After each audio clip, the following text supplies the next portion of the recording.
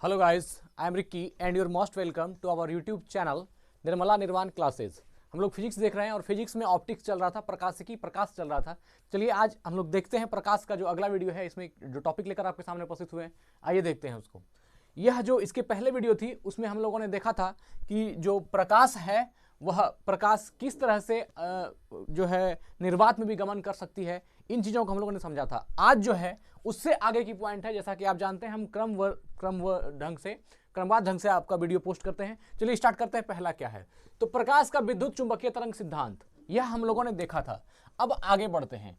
प्रकाश का विद्युत चुंबकीय है ना, विद्युत चुंबकीय तरंग है ना, इलेक्ट्रोमैग्नेटिक वेव, यह सिद्धांत कुछ गुणों की व्याख्या करता है। देखिए, यह जो प्रकाश का विद्युत चुंबकीय तरंग है, प्रकाश एक विद्युत चुंबकीय तरंग है। इसी के जरिए हमने यह सिद्ध किया था कि प्रकाश जो है वह निर्वात में भी गमन कर सकता है, इसके पहले वीडियो में। आज है कि प्रकाश का जो विद्युत चुंबकीय तरंग सिद्धांत है, यह प्रकाश के कुछ गुणों की ही व्याख्या कर पाता है, सभी गुणों की व्याख्या नहीं कर पाता है। तो प्रकाश का विद्युत चुंबकीय तरंग सिद्धांत कुछ गुणों की व्याख्या करता है, जैसे कि परावर्तन, अपवर्तन, सीधी रेखा में गमन है ना, सीधी रेखा में गमन, विवर्तन, व्यतिकरण एवं ध्रुवण। इन चीजों की जो व्याख्या है यह प्रकाश की विद्युत चुंबकीय तरंग सिद्धांत करती है, लेकिन प्रकाश के सभी गुणों की व्याख्या प्रकाश की विद्युत चुंबकीय तरंग सिद्धांत नहीं कर पाती है। यह केवल कुछ गुणों की व्याख्या करती है, जैसे कौन सा, रिफ्लेक्शन, रिफ्रैक्शन है ना, और इंटरफेरेंस, डिफ्रैक्शन और पोलराइजेशन। इन कुछ गुणों की व्याख्या प्रकाश की विद्युत चुंबकीय तरंग सिद्धांत करती है। तो अब प्रश्न आपको यहां ऑब्जेक्टिव यह बनता है कि अगर प्रकाश का, इसे मान लीजिए हम पोलराइजेशन की बात करते हैं, ध्रुवण की बात करते हैं, तो प्रकाश में जो पोलराइजेशन है यह प्रकाश के किस घटना के थ्रू है, तो यह आपको याद रखना है विद्युत चुंबकीय तरंग सिद्धांत के अनुसार। प्रकाश में जो ध्रुवण की घटना है वह किसके द्वारा कही गई है, तो प्रकाश के विद्युत चुंबकीय तरंग सिद्धांत के अनुसार कही गई है। या फिर परावर्तन, अपवर्तन, सीधी रेखा में गमन, विवर्तन, व्यतिकरण एवं ध्रुवण, ये सभी चीजें जो है प्रकाश की विद्युत चुंबकीय तरंग सिद्धांत के अनुसार ही यह प्रकाश के ये सभी गुण माने गए हैं। चलिए अब आगे बढ़ते हैं। यह जो विद्युत चुंबकीय तरंग अनुप्रस्थ होती है, अब देखिए अनुप्रस्थ और अनुदैर्ध्य दो प्रकार की वेव हम लोगों ने पढ़ी है। जैसे मान लीजिए साउंड को कहें तो साउंड जो है वो अनुदैर्ध्य है और जो लाइट है वो अनुप्रस्थ है। तो अनुप्रस्थ तरंगें क्या है और जो अनुदैर्ध्य तरंगें क्या है, इसको हम लोगों ने साउंड में देख लिया है, लेकिन फिर थोड़ा समझ लेंगे। देखिए, अनुप्रस्थ तरंगें वह होती है कि जिसमें दोलन तरंग संचरण की दिशा के लंबवत गमन करती है। इसमें किसमें, अनुप्रस्थ में जो दोलन तरंगें हैं वह दोलन तरंगें तरंग संचरण की दिशा के लंबवत गमन करती है, तो यह हो गया अनुप्रस्थ। और अगर उसके पैरेलल गमन करती है तो वह हो गया अनुदैर्ध्य। तो प्रकाश जो है यह दोलन तरंग संचरण की दिशा के लंबवत गमन करती है, इसलिए हम लोग इसको अनुप्रस्थ कहते हैं। तो प्रकाश विद्युत है ना, विद्युत चुंबकीय तरंग अनुप्रस्थ होते हैं, इसलिए प्रकाश भी अनुप्रस्थ तरंग है। विद्युत चुंबकीय तरंगें क्या होती है, अनुप्रस्थ होती है, इसलिए प्रकाश भी एक अनुप्रस्थ तरंग है। प्रकाश का ध्रुवण, अब यहां पर एक वर्ड है ध्रुवण, सिद्ध करता है कि प्रकाश तरंगें अनुप्रस्थ होती है। इस बात को समझिए, जिसको ध्रुवण बोल रहे हैं यह पोलराइजेशन है, और यह क्या है तो इसको समझेंगे। देखिए, ध्रुवण प्रकाश का एक व्याख्या है, एक गुण है, जिसके तहत यह सिद्ध होता है कि प्रकाश एक अनुप्रस्थ तरंग है।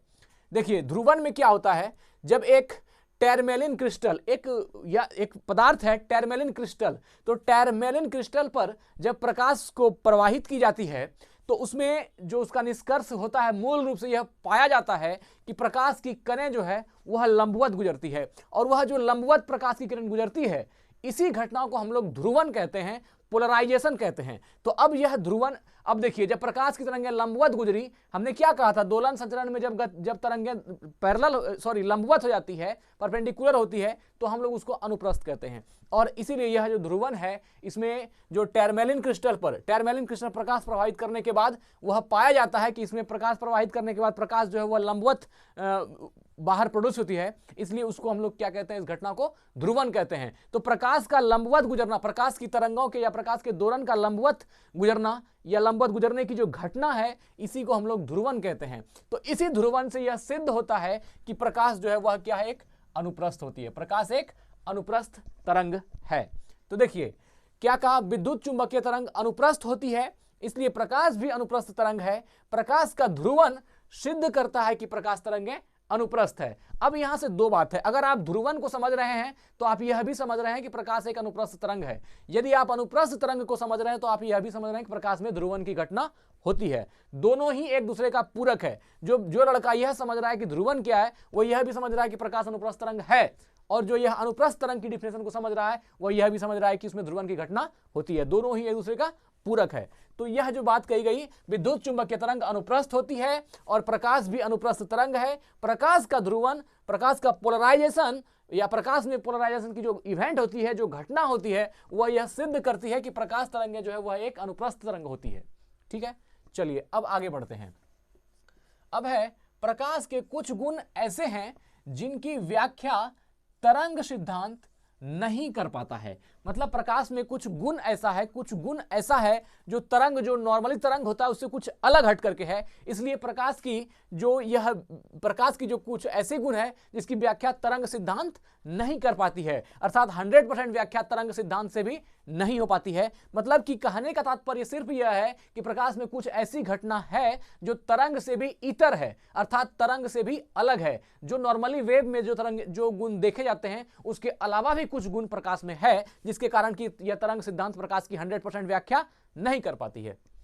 चलिए, फॉर एग्जाम्पल प्रकाश विद्युत प्रभाव है ना, प्रकाश के कुछ गुण ऐसे हैं जिनकी व्याख्या तरंग सिद्धांत नहीं कर पाती। जैसे प्रकाश का विद्युत प्रभाव है ना, प्रकाश का विद्युत प्रभाव यह जो है एक ऐसी घटना है जो तरंग सिद्धांत से इसकी व्याख्या नहीं हो सकती। अगर आप प्रकाश को एक तरंग सिद्धांत के अनुसार व्याख्या देते हैं तो यह जो प्रकाश का विद्युत प्रभाव है यह उसमें उसकी व्याख्या नहीं होती है। इसलिए कहा गया कि प्रकाश के कुछ गुण ऐसे हैं जिनकी व्याख्या तरंग सिद्धांत नहीं कर पाती है। अब आपसे ऑब्जेक्टिव में यह प्रश्न कैसे पूछेगा, यह देखिए, है ना, निम्नलिखित में से कौन से गुण हैं जो प्रकाश के तरंग सिद्धांत से मेल नहीं खाता। निम्नलिखित में से कौन सी प्रकाश की प्रवृत्ति है जो प्रकाश के तरंग सिद्धांत से मेल नहीं खाती? तो क्या होगा आंसर? प्रकाश विद्युत प्रभाव। प्रकाश विद्युत प्रभाव प्रकाश की एक ऐसी घटना है जो प्रकाश के तरंग सिद्धांत से मेल नहीं खाती, या फिर आप कह सकते हैं कि प्रकाश विद्युत प्रभाव एक ऐसी घटना है जो प्रकाश के तरंग सिद्धांत से इसकी व्याख्या नहीं हो सकती। दूसरा है तथा क्राम्पटन सिद्धांत। यह जो क्राम्पटन थ्योरी है, क्राम्पटन सिद्धांत, यह भी प्रकाश के तरंग सिद्धांत से इसकी व्याख्या नहीं होती। अर्थात प्रकाश में जो क्राम्पटन सिद्धांत की गुण पाई जाती है उसकी व्याख्या भी तरंग सिद्धांत से सिर्फ नहीं होती। तो ये दो घटना आप याद रखिए, प्रकाश का विद्युत प्रभाव और क्राम्पटन सिद्धांत। प्रकाश का विद्युत प्रभाव और प्रकाश का क्राम्पटन सिद्धांत, इन दो चीजों की व्याख्या प्रकाश की तरंग सिद्धांत नहीं कर पाती। चलिए आगे बढ़ते हैं। प्रकाश विद्युत प्रभाव है ना, फोटो इलेक्ट्रिक इफेक्ट, प्रकाश विद्युत प्रभाव एवं क्राम्पटन सिद्धांत की व्याख्या आइंस्टीन द्वारा प्रतिपादित प्रकाश के फोटोन सिद्धांत द्वारा की जाती है। अब देखिए, यह जो प्रकाश विद्युत प्रभाव है, यह जो दो एग्जाम्पल आपने देखा, एक यह प्रकाश विद्युत प्रभाव और दूसरा क्राम्पटन सिद्धांत, इस दोनों की व्याख्या अगर तरंग सिद्धांत से नहीं होती है तो प्रकाश विद्युत प्रभाव और क्राम्पटन सिद्धांत की व्याख्या किससे होती है? तो इसकी व्याख्या होती है आइंस्टीन के फोटोन सिद्धांत से। अब यहां पर एक प्रश्न है, आइंस्टीन के फोटोन सिद्धांत से प्रकाश के किन दो गुणों की व्याख्या होती है? तो प्रकाश के विद्युत प्रभाव की और प्रकाश के क्राम्पटन सिद्धांत की। प्रकाश के विद्युत प्रभाव की और प्रकाश के क्राम्पटन सिद्धांत की व्याख्या किससे होती है? आइंस्टीन के फोटोन सिद्धांत से होती है। यह भी मोस्ट इंपॉर्टेंट ऑब्जेक्टिव प्रश्न है। अगर देखिए, हर चीज को तो याद नहीं किया जा सकता, अगर आप समझ रहे हैं, एक दो बार सुन लिए हैं तो 100% ऑब्जेक्टिव आएगा और आप मारेंगे, इसको कहीं कोई डाउट नहीं है। और जब चैप्टर ऑप्टिक्स है तो क्वेश्चन कहां से रहेगा? जो चीजें जो है उसी से ना कहां से बना देगा। तो अगर आप बेहतरी से गहराई से समझ पा रहे हैं या देखे हैं वीडियो को, समझे हैं, तो फिर आपके लिए आसान हो जाएगी, इसमें घबराना नहीं है। तो प्रकाश विद्युत प्रभाव एवं क्राम्पटन सिद्धांत की व्याख्या आइंस्टीन द्वारा प्रतिपादित प्रकाश के फोटोन सिद्धांत से होती है। तो यह बहुत ही महत्वपूर्ण ऑब्जेक्टिव प्रश्न है कि फोटोन सिद्धांत से प्रकाश के किन दो गुणों की व्याख्या होती है? तो प्रकाश के विद्युत प्रभाव की व्याख्या होती है और प्रकाश के क्राम्पटन सिद्धांत की व्याख्या होती है। जबकि तरंग सिद्धांत से प्रकाश विद्युत प्रभाव और क्राम्पटन सिद्धांत की व्याख्या नहीं होती है, फोटोन सिद्धांत से होती है। और फोटोन सिद्धांत किसने दिया है? आइंस्टीन ने। ठीक है, तो आगे बढ़ते हैं, द्वारा की जाती है। वास्तव में ये दोनों प्रभाव प्रकाश की कण प्रकृति को प्रकट करते हैं। अब देखिए, यह जो दोनों सिद्धांत है, कौन कौन? प्रकाश विद्युत प्रभाव और क्राम्पटन सिद्धांत, यह दोनों प्रभाव मूल रूप से प्रकाश की कण प्रकृति को प्रकट करते हैं। प्रकाश की कण प्रकृति को प्रकट करने का अर्थ क्या होता है? कि यह जो दोनों सिद्धांत है, प्रकाश विद्युत प्रभाव और क्राम्पटन सिद्धांत, यह दोनों प्रकाश के कण की प्रकृति को जो है डिफाइन करता है, कण प्रकृति को प्रकट करता है, या कह सकते हैं प्रकाश के कण प्रकृति के बारे में व्याख्या करता है। अर्थात प्रकाश जो है कणों का समूह है। प्रकाश जैसे मान लीजिए फोटोन सिद्धांत की बात करें, फोटोन सिद्धांत के अंतर्गत ही है ये दोनों, फोटोन सिद्धांत से इसकी व्याख्या होती है। तो फोटोन सिद्धांत क्या कहता है? फोटोन कहता है कि प्रकाश जो है बहुत सारे किरण पुंजों का गुच्छा है, एक बैंडिंग है, एक बहुत प्रकाश जो है किरण पुंजों का एक गुच्छा है, या कह सकते हैं कि एक बहुत सारे उसमें प्रकाश किरण पुंज उपस्थित होते हैं जिसको फोटोन कहते हैं। तो उसके अनुसार प्रकाश के कण प्रकृति की ही व्याख्या होती है, प्रकाश के कण प्रकृति को ही यह प्रकट करते हैं। कौन? तो आइंस्टीन का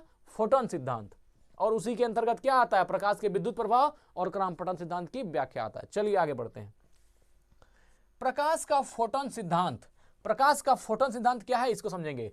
इसके अनुसार, अर्थात प्रकाश के फोटोन सिद्धांत के अनुसार, प्रकाश ऊर्जा के छोटे छोटे बंडलों या पैकेटों या गुच्छों के रूप में चलता है। देखिए, जिन्हें फोटोन कहते हैं। अब तो आप यहां बात क्लियर हो गई कि प्रकाश का फोटोन सिद्धांत क्या कहता है कि प्रकाश जो है अनुसार प्रकाश ऊर्जा के छोटे छोटे, यह जो है एनर्जी के छोटे छोटे बंडल हैं, या कह सकते हैं छोटे छोटे पैकेट हैं, या कह सकते हैं प्रकाश एनर्जी के छोटे छोटे गुच्छे हैं, है ना, गुच्छों के रूप में चलता है, जिसे फोटोन कहते हैं। और यह जो प्रकाश के छोटे छोटे ऊर्जा के छोटे छोटे बंडलों के रूप में, छोटे छोटे पैकेटों के रूप में एक स्थान से दूसरे स्थान तक गमन करना है, इसको क्या बोलते हैं? फोटोन कहते हैं। तो यह सच में प्रकाश की कण प्रकृति को इंगित करता है। यह तो आपको इस डिफिनेशन समझ में आता होगा कि प्रकाश का फोटोन सिद्धांत क्या कहता है। प्रकाश के फोटोन सिद्धांत के अनुसार प्रकाश ऊर्जा के छोटे छोटे बंडलों या पैकेटों या गुच्छों के रूप में चलता है ना। फोटोन सिद्धांत क्या कहता है? कभी अगर ऑब्जेक्टिव में आ जाए प्रकाश का फोटोन सिद्धांत से आप क्या समझते हैं, निम्नलिखित में से ऑप्शन दे दे तो क्या समझना है आपको कि फोटोन सिद्धांत कहता है कि प्रकाश ऊर्जा का छोटा छोटा बंडल है, प्रकाश ऊर्जा का छोटा छोटा पैकेट है, या प्रकाश ऊर्जा का छोटा छोटा गुच्छा है, जो है ना गुच्छा के रूप में गुच्छा के रूप में चलता है, अर्थात वह जो है गमन करता है। और इसको क्या कहा? फोटोन का, और जिन्हें फोटोन कहते हैं। तो यहां से आपको जो फोटोन सिद्धांत है आइंस्टीन का, यह भी समझने में आया होगा। अब आगे बढ़ते हैं। अब देखिए, यहां से प्रकाश को आप दो रूप में देख रहे हैं। एक तो प्रकाश का तरंग सिद्धांत, प्रकाश एक तरंग है, प्रकाश एक विद्युत चुंबकीय तरंग है, एक सिद्धांत यहां प्रकाश एक फोटोन कण भी आप यहां से देख रहे हैं, फोटोन के रूप में भी। तो अब देखिए, इसमें दोहरीकरण हो रहा है। एक तो प्रकाश को तरंग सिद्धांत बोल रहे हैं, और तरंग सिद्धांत से प्रकाश विद्युत प्रभाव की और क्रामपटन सिद्धांत की व्याख्या होती ही नहीं है, और फोटोन से प्रकाश के विद्युत प्रभाव और क्रामपटन सिद्धांत की व्याख्या होती है। तो इसमें देखिए क्या कहा, आज प्रकाश को कुछ घटनाओं में तरंग और कुछ कण माना जाता है। अब देखिए, अगर प्रकाश के तरंग सिद्धांत से आप चलते हैं, प्रकाश एक विद्युत चुंबकीय तरंग है, तो वहां से आप पाते हैं कि यह जो है कुछ घटनाएं तरंग से दिखाती है और कुछ घटनाओं में कण माना जाता है। फोटोन सिद्धांत को मानते हैं तो प्रकाश को कण माना जा रहा है, और अगर प्रकाश विद्युत चुंबकीय तरंग सिद्धांत से मानते हैं तो इसको एक वेव माना जा रहा है, एक तरंग माना जा रहा है। तो क्या कहा, आज प्रकाश को कुछ घटनाओं में तरंग और कुछ में कण माना जाता है। इसी को प्रकाश की दोहरी प्रकृति कहते हैं। इसको प्रकाश की क्या कहते हैं? दोहरी प्रकृति, डुअल नेचर ऑफ लाइट, या प्रकाश की दोहरी प्रकृति कहते हैं। अब देखिए, कुछ वैज्ञानिकों का मानना है कि प्रकाश का जो है प्रकाश एक विद्युत चुंबकीय तरंग है, और विद्युत चुंबकीय तरंग से यदि प्रकाश विद्युत चुंबकीय तरंग ही है, तो फिर प्रकाश के विद्युत प्रभाव और क्रामपटन सिद्धांत की व्याख्या उससे क्यों नहीं हो पाती? एक बात।